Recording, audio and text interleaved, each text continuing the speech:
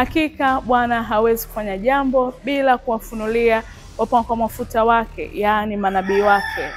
Mnamo siku ya Jumapili ya tarehe 16 mwezi wa 3 mwaka 2025, wakati ibada inaendelea, mpakwa mafuta wa Bwana MWB James Yonea aliweza kutoa maneno ya unabii kuhusiana na ajali mbaya ya gari itakayotokea maeneo ya Ubungo katika barabara ya Morogoro jijini Dar es Salaam.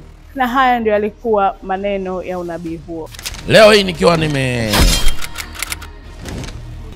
nimelala usiku, nikachukuliwa mpaka hii barabara inaitwa Morogoro Road. Nikaona ile barabara ya Morogoro Road, amen. Lakini nikarudishwa hapa maeneo ya Ubungo hapa, ambako zamani ilikuwa TANESCO, si kama bado ipo, amen. Ubungo pale, si ndio? Zeni nikaona ajali. Nikaona ajali kubwa sana imetokea pale, amen. Alafu nikaona viungo vya watu, sawa, viungo vya nini, vya watu vimetapakaa kwenye ile ajali.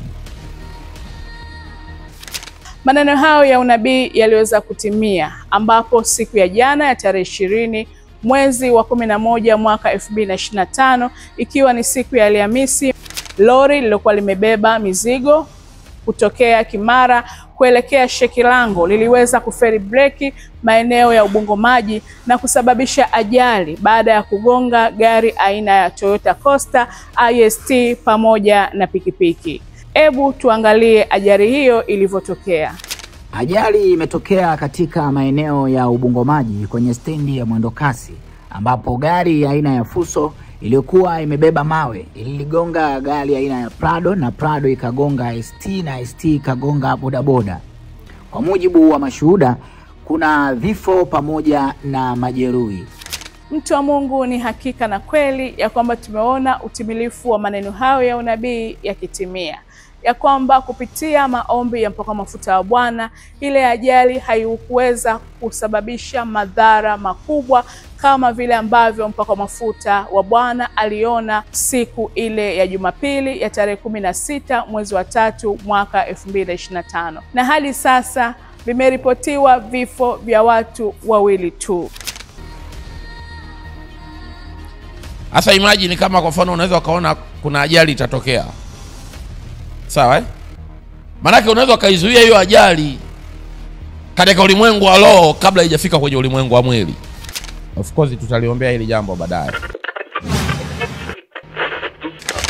Mtu wa Mungu, hii ni hakika na kweli ya kwamba neno la mpakwa mafuta wa Bwana haliwezi kudondoka bure.